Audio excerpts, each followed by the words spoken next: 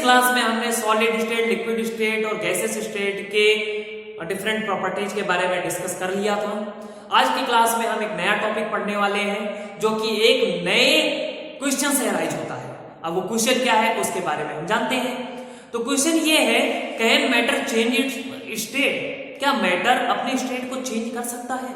मतलब सॉलिड से liquid, liquid से गैस में क्या इस तरह की चेंजिंग की जा सकती है मैटर की स्टेट में? तो आंसर होगा हाँ। अब कैसे होगा इसके एग्जांपल लेते हैं। डेली लाइफ में अगर हम वाटर को अगर हम फ्रिज में रख देते हैं तो वाटर लिक्विड स्टेट में था, वो कन्वर्ट हो जाता है आइस में जो कि सॉलिड स्टेट है। ठीक है। अब अगर हम उस आइस को बाहर निकाल लेते हैं तो क्या पाते हैं बेटा, आइस का टेम्परेचर बढ़ने पर वो किस में कन्वर्ट होता है? वाटर में कन्वर्ट हो जाता है। और वाटर को अगर थोड़ा और टेम्परेचर दे देते हैं वो किस में कन्वर्ट हो जाता है? मतलब बॉयल कर लेते हैं तो किस में कन्वर्ट हो जाता है बेटा? वो कन्वर्ट हो जाता है वेपर में कन्वर्ट हो जाता है। तो इस अकॉर्डिंग हम कह सकते हैं yes we can change the states of matter from solid to liquid और लिक्विड टू गैस और directly solid to gas, directly solid to gas. ये भी एक एग्जांपल है। डेली लाइफ में कैम्फर, कपूर हम लोग यूज करते हैं। अगर हम उसको क्या करें, अगर हम उसको जलाते हैं तो वो कभी भी लिक्विड स्टेट में नहीं आता, वो किसमें कन्वर्ट हो जाता है बेटा? डायरेक्टली वेपर फॉर्म में कन्वर्ट होता है। तो इस according solid to gas directly convert किया जा सकता है। इसकी रिवर्स भी होती है, गैस से लिक्विड, लिक्विड से सॉलिड या gas directly convert into solid, इस तरह की कंडीशन आती है। तो इस ओवरऑल से हमें जो एक नया टॉपिक मिलता है वो टॉपिक क्या है बेटा? Change in states of matter, matter के स्टेट में चेंजिंग। अब क्वेश्चन ये अराइज होता है वो कौन से फैक्टर्स हैं जो मैटर की स्टेट में चेंजिंग लाते हैं? There are mainly two factors which can cause the changing in states of matter. First one is temperature and second one is pressure. आज की क्लास में हम पढ़ेंगे इफेक्ट ऑफ टेम्परेचर, टेम्परेचर के इफेक्ट की वजह से मैटर की स्टेट में चेंजिंग के बारे में हम पढ़ेंगे। थोड़ा सा अगर हम दिमाग लगाएं तो प्रेशर लगाने पर कोई चीज कंप्रेस होती है और टेम्परेचर बढ़ाने पर कोई चीज क्या होती है? एक्सपेंड होती है। तो इसका मतलब है कि सॉलिड से गैस में कन्वर्ट करने के लिए हम किसका यूज करते हैं? टेम्परेचर का यूज करेंगे। और गैस से सॉलिड में कन्वर्ट करने के लिए हम किसका यूज करेंगे? प्रेशर का यूज करेंगे।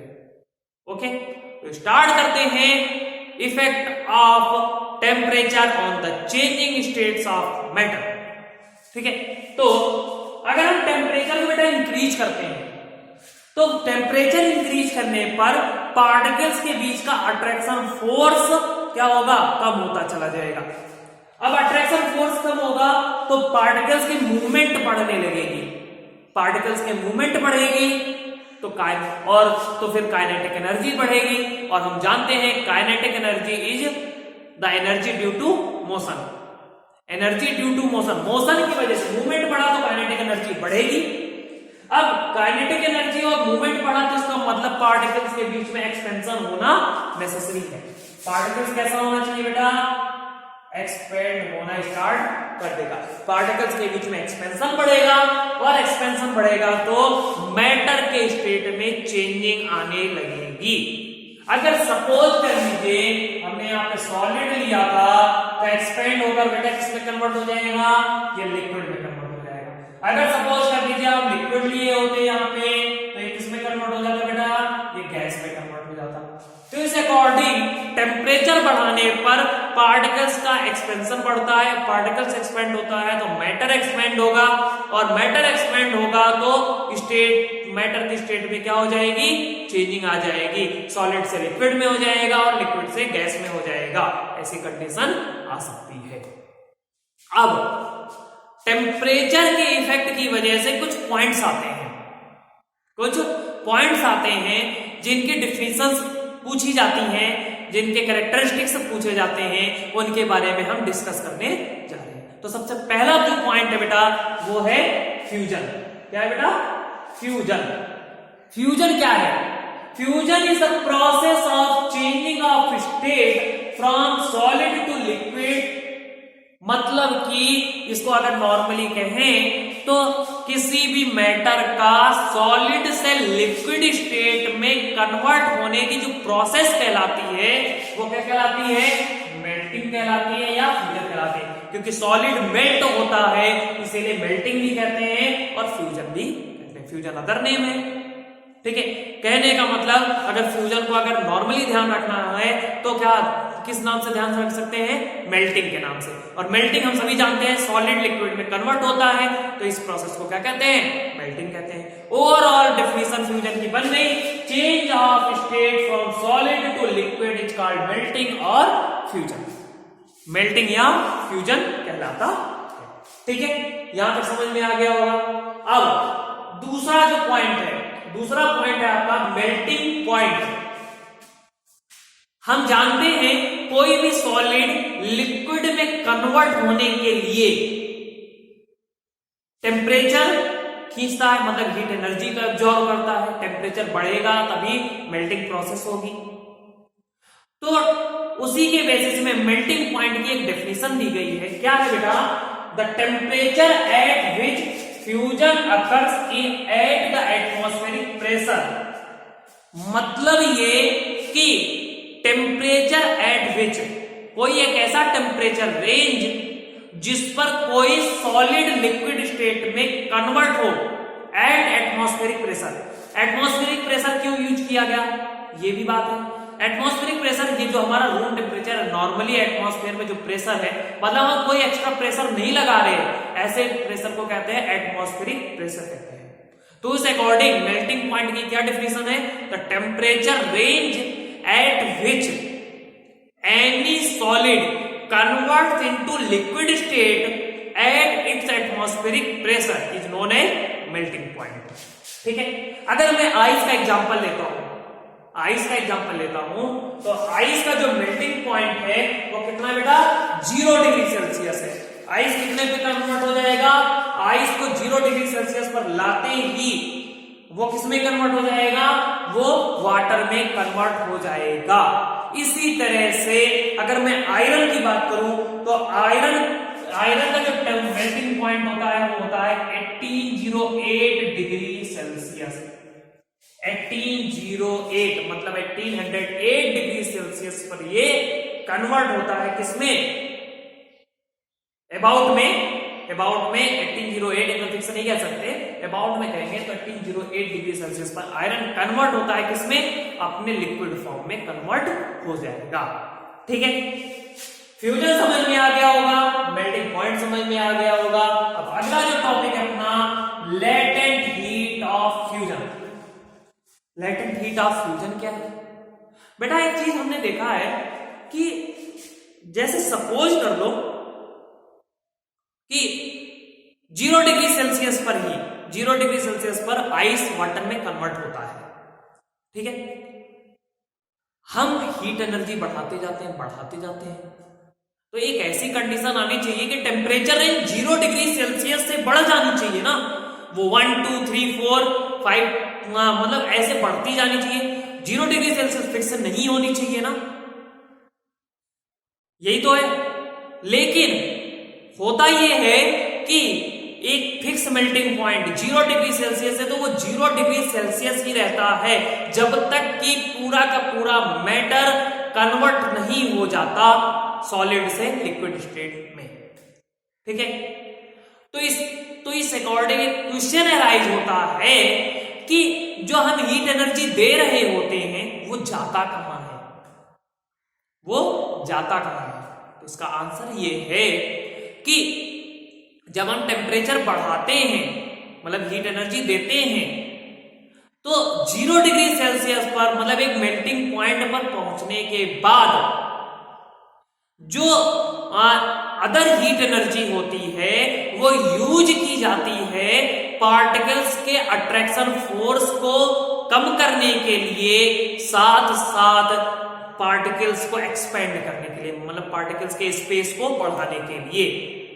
मतलब कि ओवरऑल कह सकते हैं ये एक हिडन एनर्जी होती है, ये एक हिडन हीट एनर्जी होती है जो कि यूज की जाती है किसके द्वारा, पार्टिकल्स के द्वारा अपने अट्रैक्शन फोर्स को कम करने के लिए और अपने बीच में स्पेस बनाने के लिए।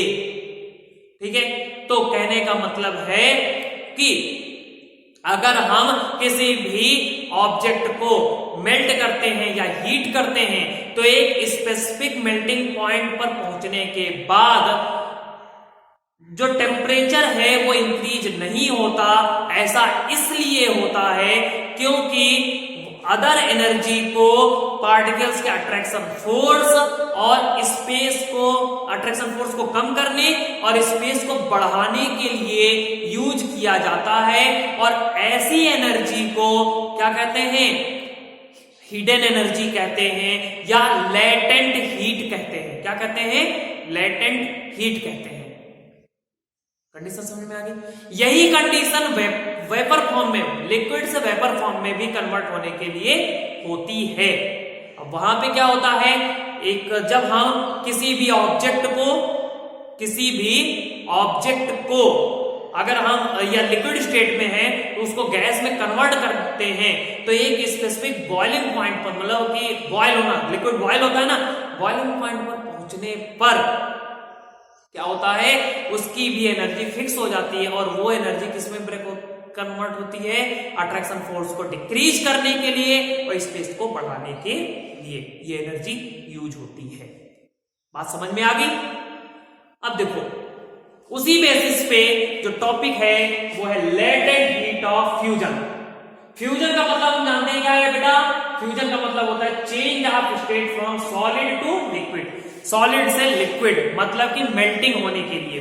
तो वही कह रहा है लेटेंट हीट ऑफ फ्यूजन की डिफिनेशन जो दी जाती है, लेटेंट हीट क्या है, हिडन एनर्जी। यही हिडन एनर्जी की बात हो रही है। मेल्टिंग के लिए है hidden energy, the amount of heat energy required to convert 1 kilogram of solid into liquid at atmospheric pressure and its melting point is known as latent heat of fusion।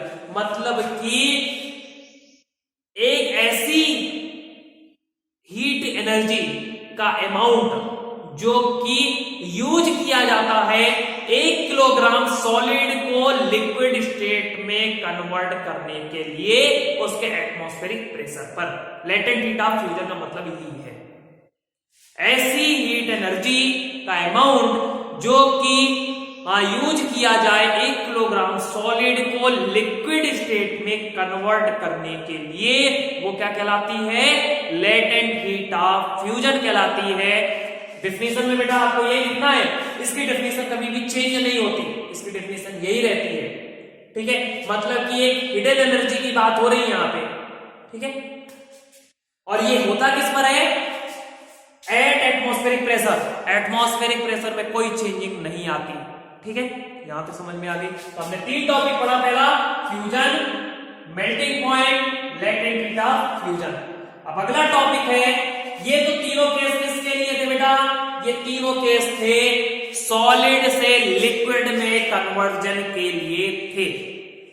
ठीक है, अब स्टार्ट करते हैं liquid से gaseous state के लिए कुछ points हैं। कौन कौन से हैं, वेपराइजेशन सबसे पहला पॉइंट है वेपराइजेशन। जैसे फ्यूजन था सॉलिड से लिक्विड में कन्वर्जन के लिए, वैसे ही vaporisation, vaporisation change of state from liquid to gas at its boiling point is called boiling और वेपराइजेशन। बेटा देखो यहां पे मैंने एक चीज यूज किया है, एट इट्स बॉइलिंग पॉइंट। तो इसको समझने के से पहले मैं एक चीज को बता देता हूं आपको। कोई भी लिक्विड वेपर फॉर्म में 2 तरीके से कन्वर्ट होता है, एक तो बॉयल होकर के, दूसरा होता है कि बॉयल ना हो, मतलब कि धीरे धीरे वेपर फॉर्म में कन्वर्ट हो। जैसे पानी को हम उबालते हैं वो बॉयल होता है, लेकिन जो कपड़ा सूखता है वो बॉयल नहीं होता, वो क्या होता है नॉर्मली धीरे धीरे वेपर फॉर्म में कन्वर्ट होता है। वो हमें दिखता नहीं है, वहां पे तो दिखता है, यहां पे हमें दिखता नहीं है। तो इसीलिए जो लिक्विड से गैस में कन्वर्जन है वो 2 चीजों पे डिपेंडेंट है। दो चीजों पे डिपेंडेंट है, एक तो वेपराइजेशन है और दूसरा इवापोरेशन है। तो vaporisation is the process of changing of state from liquid to gas at its boiling point. मतलब सपोज कर लीजिए वाटर का जो बॉइलिंग पॉइंट है वो होता है 100 डिग्री सेल्सियस होता है, और 100 डिग्री सेल्सियस से ऊपर अगर पानी लिक्विड स्टेट में था, गैसेस स्टेट में कन्वर्ट हो रहा है, मतलब वेपर फॉर्म में कन्वर्ट हो रहा है, तो ऐसी स्टेज को क्या कहेंगे बेटा? वेपराइजेशन कहेंगे या तो बॉइलिंग कहेंगे। ठीक है।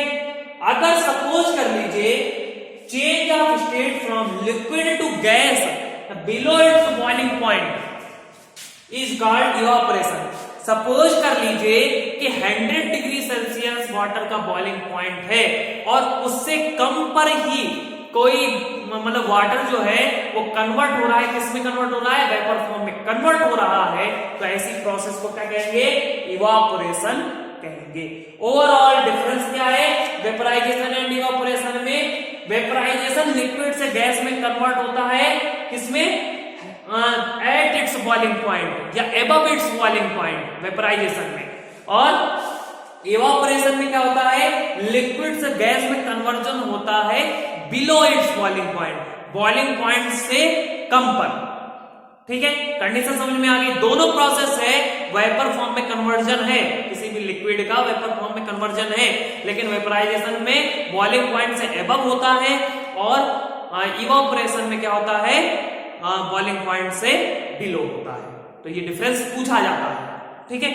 अगला, अब लिक्विड की दो केसेस तो हमने पढ़ लिए, वेपराइजेशन और इवापोरेशन, और हमने कह दिया बॉइलिंग पॉइंट भी बोल दिया। अब हमें पढ़ना क्या है?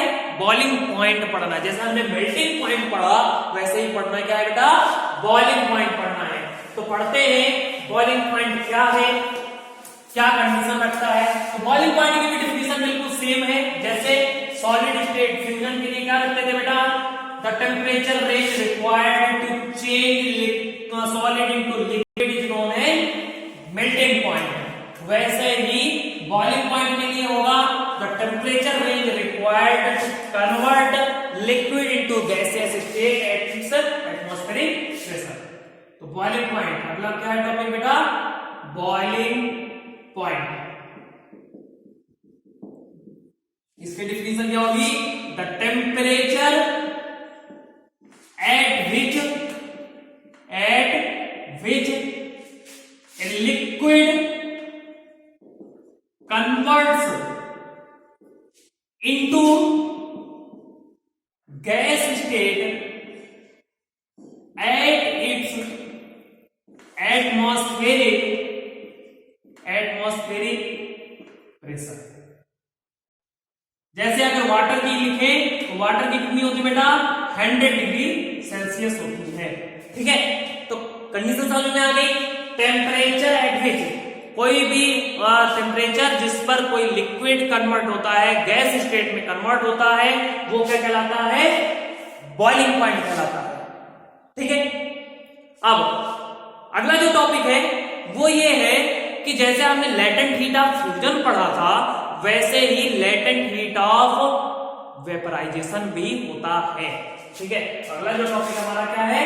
Latent heat of vaporisation.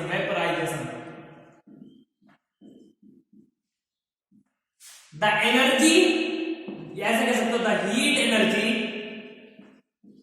Required to convert 1 liter liquid into gas at its boiling point and atmospheric pressure। ठीक है, the heat energy required to convert 1 litre liquid into, क्योंकि लिक्विड किसमें होता है बेटा? लीटर में कन्वर्ट रखा जाता है, तो 1 litre liquid into gas at its boiling point is known as latent heat of vaporisation, मतलब वेपर में कन्वर्ट होना। ठीक है, तो हमने जो टॉपिक अभी पढ़े हैं वो क्या क्या पढ़ा है बेटा? देखो, सबसे पहला जो टॉपिक पढ़ा हमने फ्यूजन पढ़ा है। फ्यूजन क्या है? Fusion is the process of conversion of solid to liquid, पहली कंडीशन। ठीक है, एमपी पढ़ी, मेल्टिंग पॉइंट। मेल्टिंग पॉइंट क्या है? Temperature range at which any solid converts into liquid state is known as melting point at its atmospheric pressure. ठीक है, latent heat of fusion पढ़ा, LHF, इसको कहते हैं latent heat of fusion. Latent heat of fusion का क्या मतलब है? The energy required to convert 1 kilogram of solid into liquid state at its melting point and atmospheric pressure. ठीक है, उसके बाद हमने पढ़ा वेपराइजेशन एंड इवापोरेशन। वेपराइजेशन और इवापोरेशन दोनों एक ही प्रोसेस है, लिक्विड से गैसेस स्टेट में कन्वर्ट होना, लेकिन वेपराइजेशन में बॉइलिंग पॉइंट से ऊपर होता है और इवापोरेशन में बॉइलिंग पॉइंट से नीचे होता है। ठीक है, बॉइलिंग पॉइंट पढ़ा कि बॉइलिंग पॉइंट एक ऐसा टेम्परेचर रेंज है जिस पर कोई लिक्विड कन्वर्ट होता है, किसमें? गैसेस स्टेट में कन्वर्ट होता है। ठीक है, ये एक फिक्स टेम्परेचर रेंज की बात हो रही है। ठीक है, अगला है latent heat of vaporization, the energy required to convert 1 liter liquid into gaseous state is known as latent heat of vaporization। तो ये कुछ टॉपिक्स थे। अब एक लास्ट टॉपिक है टेम्परेचर से मतलब कि डिफाइन करने वाला, जो है सब्लिमेशन। बेटा अभी मैंने कपूर का एग्जांपल दिया था, कैम्फर का एग्जांपल दिया था ना, तो कैम्फर का एग्जांपल ही यहाँ पे यूज होने वाला है, जो कि सब्लिमेशन में यूज होता है। कैम्फर में क्या होता था बेटा? सॉलिड से डायरेक्टली कन्वर्ट होता था, किसमें? सॉलिड से डायरेक्टली कन्वर्ट होता है गैस में। तो सब्लिमेशन, अगला जो लास्ट टॉपिक है टेम्परेचर वेरिएशन की वजह से, वो है सब्लिमेशन। ठीक है, the temperature the process of conversion of solid into gaseous state directly without coming into liquid state। मतलब ये process of conversion of solid into gas state directly without coming into liquid state, बगैर liquid state में आए solid से gaseous state में convert होने की जो प्रोसेस कहलाती है, वो क्या कहलाती है? सब्लिमेशन कहलाती है। कौन कौन से कंपोनेंट हैं जो कि सब्लिमेशन प्रोसेस दिखाते हैं? एग्जांपल है हमारे पास कैम्फर, जिसको हिंदी में कहते हैं कपूर। दूसरा नेफ्थलीन। बेटा नेफ्थलीन और कपूर फेनॉल की गोली के नाम से लोग कहते हैं। ठीक है, और फेनॉल की गोली को एक कपूर बोल लेते हैं, तो वो नहीं है। फेनाइल की गोली नेफ्थलीन बॉल्स होती हैं जो कपड़े में रखी जाती है। ठीक है, नेफ्थलीन हो गया। अमोनियम क्लोराइड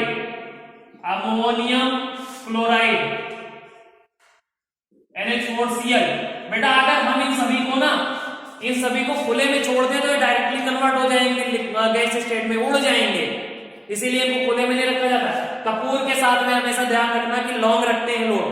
ठीक है, नेफ्थलीन को बिल्कुल पैक्ड बॉक्स में, अमोनियम क्लोराइड को बिल्कुल पैक्ड बॉक्स में रखते हैं। इसकी जो नेफ्थलीन की जो पैकेट होती है वो बिल्कुल से पैक होती है ना, केवल स्मेल आती है। नेफ्थलीन तो स्मेल, अच्छी स्मेल देता है ना।